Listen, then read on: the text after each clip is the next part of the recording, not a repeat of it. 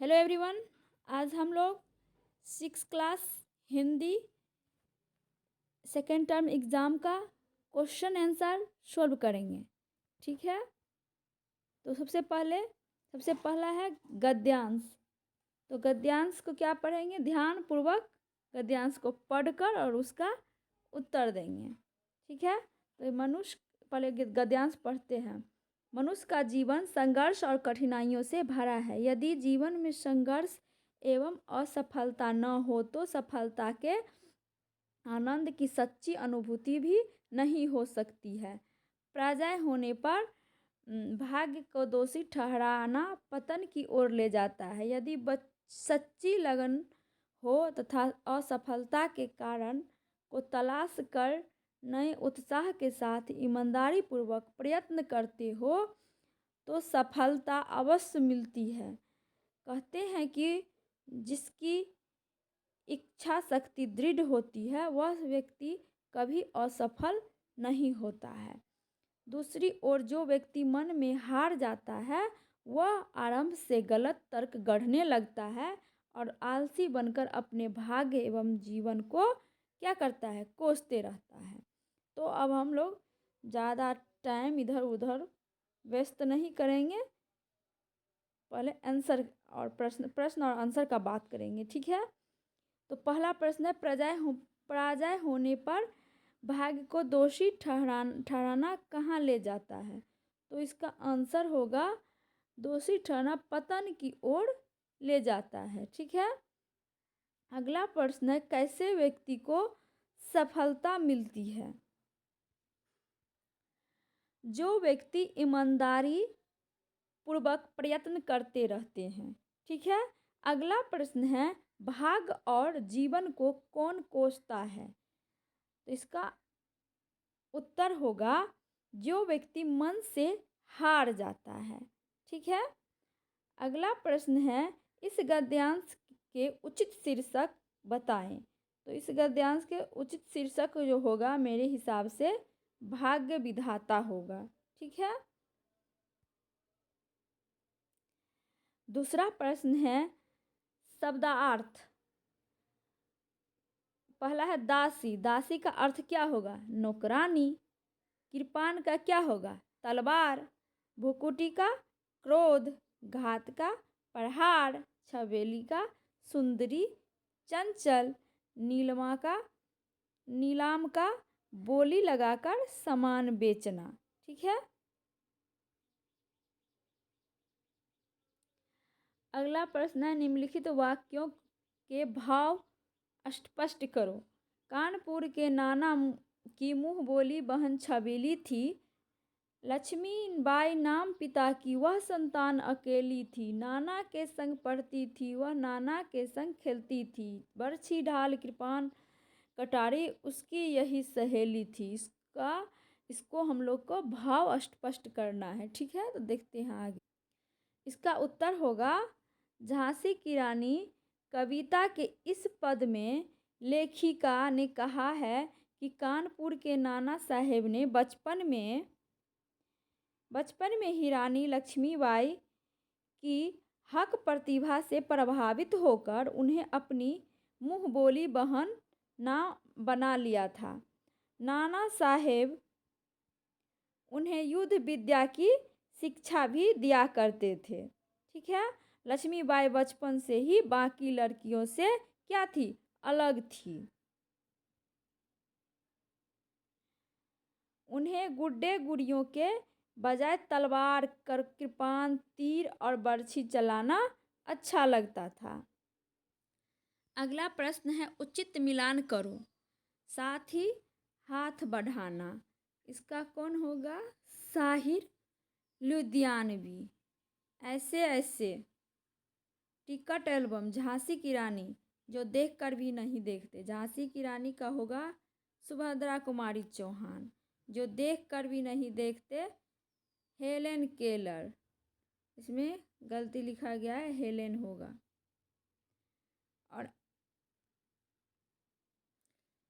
और ऐसे ऐसे का होगा कौन, विष्णु प्रभाकर।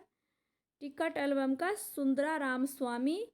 साथी हाथ बढ़ाना का साहिर लुधियानवी, झांसी की रानी के सुभद्रा कुमारी चौहान, जो देखकर भी नहीं देखते हेलेन केलर। तो हम लोग एग्ज़ाम में ऐसे ही लिखेंगे तो ज़्यादा बेटर रहेगा। ठीक है।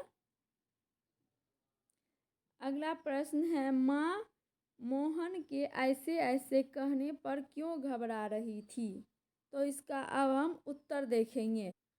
इसका उत्तर है, मोहन के पेट में दर्द हो रहा था, जिसका कारण भी पता नहीं चल रहा था।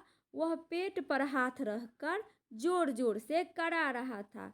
वह कल स्कूल नहीं जा पाएगा, न जाने उसे क्या बीमारी हो गई है। यह सोच सोचकर मोहन की माँ क्या घबरा रही थी। ठीक है। अगला प्रश्न है, एल्बम चुराते समय राजप्पा किसी मानसिक स्थिति से गुजर रहा था। किस मानसिक स्थिति से गुजर रहा था? इसका आंसर है, एल्बम का पहला पृष्ठ पढ़कर राजप्पा का दिल तेजी से धड़कने लगा।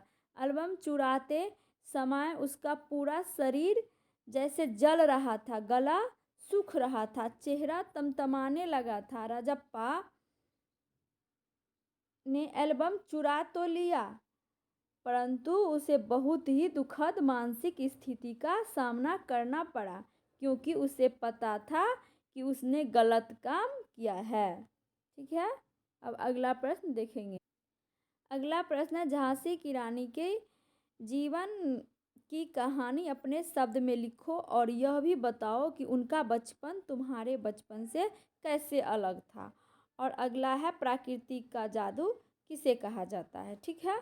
तो हम इसका उत्तर देखेंगे। झांसी की रानी का नाम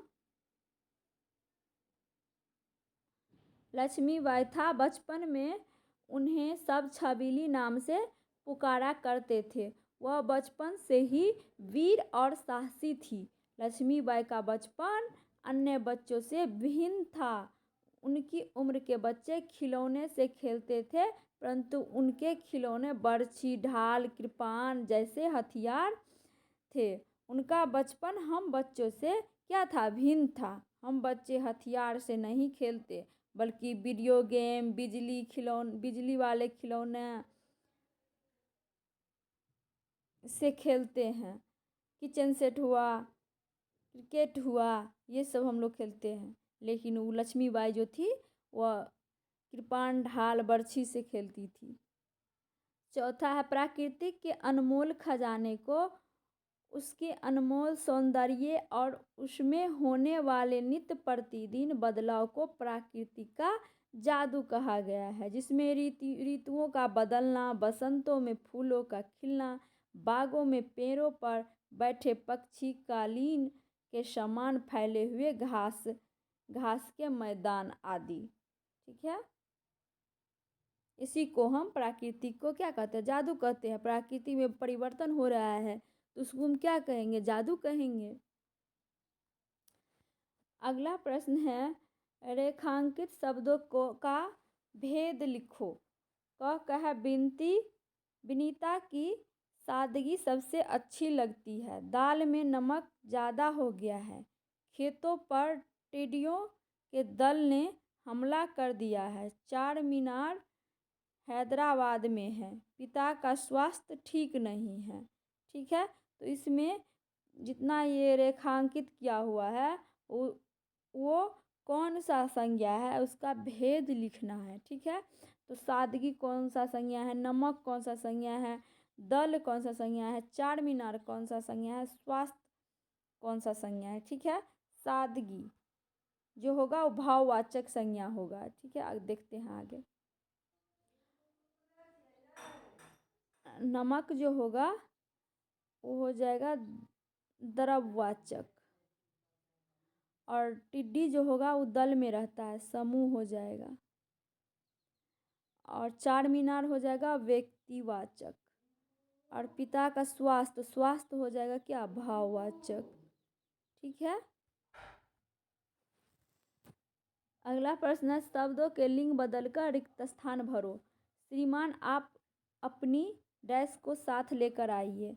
वर तो आ गया है, अब डैश को लेकर आइए। ग है सभी में, सभा में अनेक विद्वान और डैश उपस्थित थे। रंगमंच के सर्वश्रेष्ठ अभिनेता और डैश को पुरस्कृत किया गया। सपेरे की बीन पर नाग और क्या झूम रहे थे।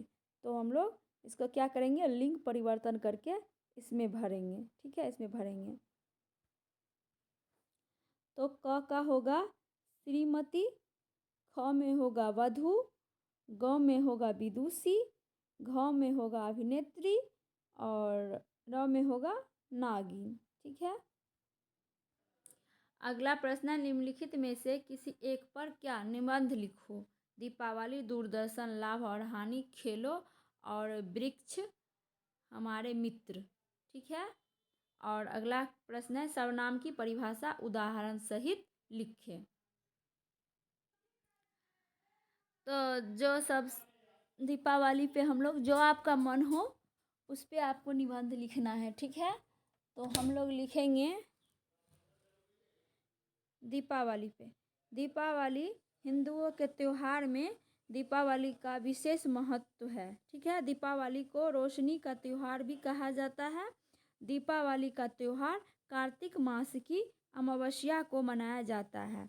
अमावस्या के दिन अंधेरा रहता है, परंतु इन दीपकों का प्रकाश में बदल देता है। ठीक है। इस दिन श्री रामचंद्र रावण को वध करके अपने भाई लक्ष्मण और पत्नी सीता के साथ 14 वर्ष का वनवास काटकर अयोध्या लौटे थे। उनके आने पर अयोध्यावासी ने अपने अपने घरों में दीपक जलाकर अपना प्रसन्नता प्रकट की थी। ठीक है। तथा श्री राम का स्वागत किया था। इस प्रकार दीपावली उल्लास और खुशी का त्यौहार है। हमें यह त्यौहार अच्छे ढंग से मनाना चाहिए तथा पटाखे आदि पर अधिक धन खर्च नहीं करना चाहिए। और 9वां प्रश्न था, सर्वनाम किसे कहते हैं और सर्वनाम को उदाहरण सहित लिखने के लिए। तो जो सब संज्ञा के स्थान पर प्रयुक्त किए जाते हैं उन्हें क्या कहते हैं, सर्वनाम कहते हैं। और इसका उदाहरण होगा मैं, हम, तुम, तेरा, ये सब क्या हो जाएगा, सर्वनाम हो जाएगा, क्योंकि संज्ञा के बदले में हम लोग इसको यूज करते हैं।